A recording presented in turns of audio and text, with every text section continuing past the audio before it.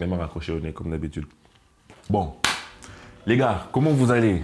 Ça fait 1 milliard d'années qu'on ne s'est pas vu, mais on s'en fout. J'espère que vous vous portez très bien. Alors aujourd'hui, on va faire un petit topo de ce qui se passe au Barça, de ce qui se passe, on va un peu gratuit, gauche-droite. Et on va voir que le FC Barcelone, en fait... Ah, ce club, il faut raser ce club. Rasez-moi ce club, les amis. Juste après le générique, on s'abonne comme d'habitude et on commence la vidéo. Abonnez-vous! Abonnez-vous! Abonnez-vous! Alors aujourd'hui, je suis en casquette, petit clin d'œil à Loguito, toujours en casquette. Alors aujourd'hui, qu'est-ce que vous pensez du FC Barcelone? Le Real de Madrid a recruté Bellingham, a recruté Patati Patata, ils ont recruté Thanos. Et les autres clubs aussi, j'ai vu McAllister qui est allé à Liverpool. Bref, ça bouge un peu de tous les côtés. Mais de notre côté, non, ça ne bouge pas. Les gars, on est là, on attend, on galère. Il y a la porte aujourd'hui qui disait que oui, ils se sont battus, enfin, ils sont en train de se battre et tout pour rentrer dans les clous de la Liga, être dans le 1 pour 1. Mais c'est difficile, mais ils vont y arriver et qu'ils pensent, enfin, il veut, on va même dire il va, ils vont. Il a parlé plutôt dans l'affirmatif qu'ils vont pouvoir inscrire des grands joueurs. Alors, il ne faut pas oublier que Laporta, c'est un grand politicien, c'est quelqu'un qui fait dans la communication. On sait ce qu'il a fait avec Lionel Messi pendant sa campagne, on sait comment ça s'est passé avec Lionel Messi. D'ailleurs, parenthèse, dites-moi vous, est-ce que vous êtes heureux du non-retour de Messi ou bien vous êtes plutôt triste? Est-ce que vous pensez que c'est de la faute de Messi ou c'est de la faute de Laporta? Je ne vais pas revenir là-dessus, il y a beaucoup de youtubeurs qui ont fait des vidéos là-dessus, je ne vais pas revenir là-dessus. Qu'est-ce que vous pensez? Quel est votre ressenti à vous? Ensuite, j'aimerais vous dire, ou plutôt parler avec vous, du fait que Tebas a dit que le FC Barcelone est à 40% de rentrer dans le 1 pour 1, c'est-à-dire 40% de rentrer dans le fair play de la Liga qui nous permettrait de recruter comme on veut. Laporta a chanté partout, c'est le retour du FC Barcelone, on va faire ceci, on va faire cela, mais toujours rien que dalle jusqu'à l'heure actuelle. Alors moi, je ne suis pas de ceux qui vont taper sur le club pour rien. Moi, je pense que notre club est dans une situation de merde, comme je pense qu'on est au fond du trou, hein, donc c'est pas possible. Je pense aujourd'hui, il y a moyen, le FC Barcelone, ils m'envoient, donc j'appelle Laporta, vas-y Laporta, envoie le RIB. Je peux aider. Tellement ça va mal, tu vois. Et pour Koundé, il a fallu que Laporta soit lui-même garant, quelque chose comme ça, pour que Koundé soit inscrit. Et apparemment, ils veulent faire le même truc pour Gundogan, mais jusqu'à l'heure actuelle, ça ne marche pas. Pourtant, Gundogan, il y a une information plutôt contradictoire qui dirait que la non-venue de Messi, en fait, favoriserait un peu la venue de Gundogan parce qu'on sait que quand Messi était là, malgré le départ de Jordi Alba Patati Patata, il fallait créer encore un peu de marge pour l'inscrire. Il n'est pas venu. Donc le peu de marge là qu'on avait à chercher, on n'a plus à le chercher, mais avec le départ de ceux qui sont partis, on peut inscrire Gundogan. Ça, c'est dans la théorie. L'agent de Gundogan a demandé des certitudes. Il ne va pas arrêter son aventure avec Manchester City après avoir gagné les 3 trophées alors que Guardiola va encore construire une équipe de malades. Ils sont déjà en train de prendre Gvardiol en défense. Ils vont prendre Kai Havertz au milieu de terrain. Donc, bref, pourquoi partir de City quand ils peuvent vraiment étaler une hégémonie sur l'Europe pendant encore quelques années? Il a besoin d'assurance, il a besoin de certitude. Et à Skip, on va les lui envoyer. Jusqu'à l'heure actuelle, on voit. Mais le FC Barcelone est bloqué selon les échos qui sortent par les départs. On devait vendre Skip, entre guillemets, en dessous, Ferran Torres. Et l'autre mec, c'est qui? Caissier. Sans oublier les ventes probables des Abdé, les ventes probables de je ne sais qui.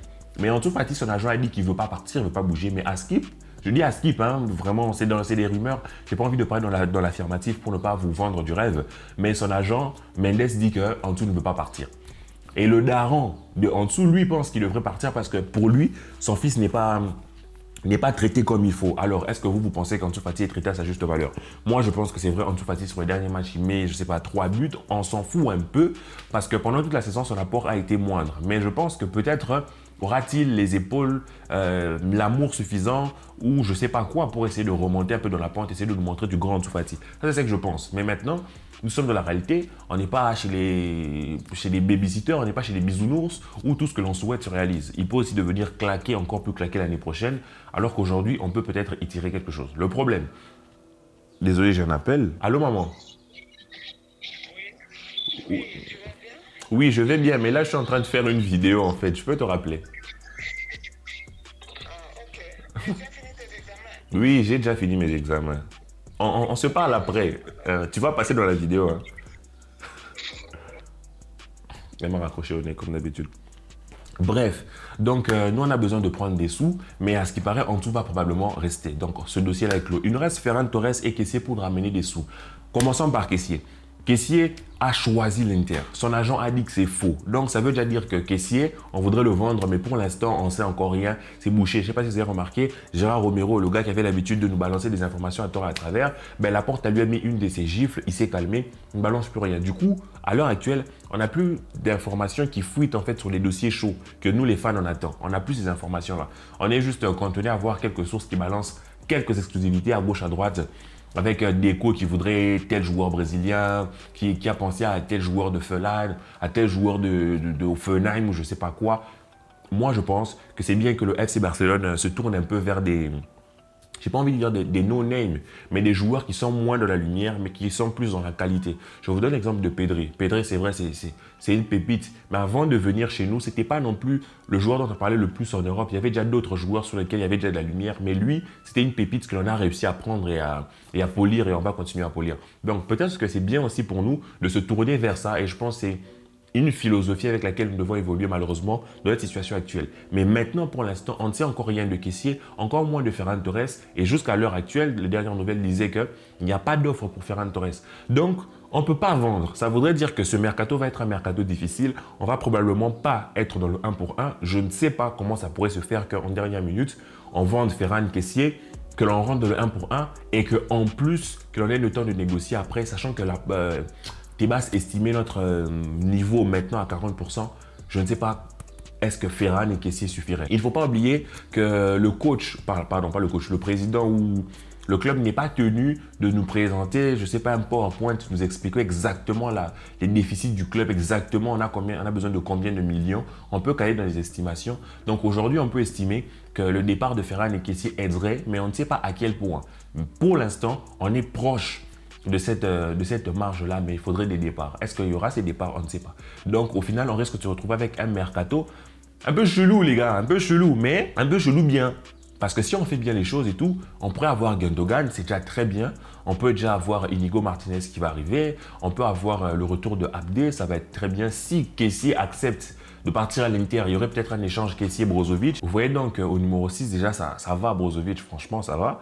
Mais là encore, on reste dans des hypothèses. Pour l'instant, les certitudes sont très floues, vraiment. Et il y a même Vitor Roque qui a un accord autour de 35 millions. Mais je pense que ça va être échelonné, je ne sais pas. Mais ce qui est bien, c'est qu'au niveau du salaire, il ne va pas prendre beaucoup. Donc, tout ça fait que moi, pour la saison prochaine, je suis assez inquiet. Inquiet parce que je me demande est-ce qu'on pourra vraiment renforcer l'équipe. Parce qu'on a perdu Busquets. Moi-même, je me disais, Busquets, on ne peut plus compter sur lui. Mais il faut le remplacer. À l'heure actuelle, on galère pour trouver un 6. Askip Amrabat, on a marre, il va peut-être aller ailleurs, sachant que l'Atlético de Madrid a des vues sur lui, et la première ligue aussi évidemment. Kimmich, la rumeur Kimmich, elle a duré 2 secondes. Ensuite, il y a Zubimendi qui nous pisse à la gueule tous les jours. Ensuite, il y a qui, enfin, vous voyez, l'échange Brozovic-Kessié, on en parle depuis janvier, mais ça ne s'est pas fait. Au poste de 6, c'est très lourd. Il y a un 6 de Felam que le Barça viserait, mais ça reste du conditionnel. Aujourd'hui, le Barça a très peu de certitude et peut-être le joueur sur lequel on avait le plus de certitude, c'était Gundogan. Inigo, on ne le compte pas, il a déjà signé, il est déjà en train d'arriver, il s'est même blessé, le pauvre. Mais Gundogan, ça commence à être réticent. Ça commence à être réticent. J'espère qu'il va suivre, il va respecter la parole qu'il a de nos clubs. Mais moi, je comprends qu'il réfléchisse, tu vois un peu. Il voit qu'on a du mal à faire revenir Lionel Messi, mais il n'a pas envie d'envoyer son joueur n'importe où. Donc, les gars, on reste un peu dans le flou, hein, un peu dans l'attente, un peu dans les questionnements. Cependant, pour nuancer tout ça, moi je me dis, Deco a apporté, j'en parlais sur Twitter, a apporté quelque chose d'intéressant, je trouve. Déjà, Gérard Romero sort moins de nouvelles. Alors, pour nous les supporters, on n'est pas forcément très contents parce qu'on sait à peu près rien. Tu vois, avant Romero, c'était « Estando pasando cosas » et tout. Il était là, en train de faire la fête, de balancer des noms de tous les côtés. Et la plupart de ces noms étaient vraiment des noms avérés, des informations quasi certaines. Mais aujourd'hui, puisqu'il n'en parle pas, on se retrouve avec des petites infos gauche à droite qui peuvent être des rumeurs sorties de nulle part, tout comme peuvent être des vraies infos. Et ça voudrait dire donc que le club travaille à des options autres que ceux connus sur le marché. Comme je l'ai dit, pensez à un jeune ailier gauche du Brésil, pensez au numéro 6 du côté de Felam, pensez à un latéral droit qui joue peut-être au milieu de tableau de l'Allemagne. Je pense que cette vision-là, c'est malheureusement pour l'instant la vision que l'on va voir. Pour l'instant. C'est vrai que le Barça a besoin de top recrues, mais je pense sur ce mercato.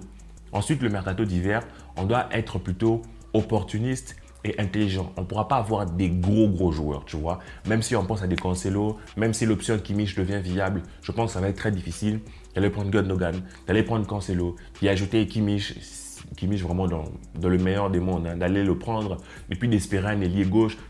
Vous voyez que c'est trop, c'est abusé.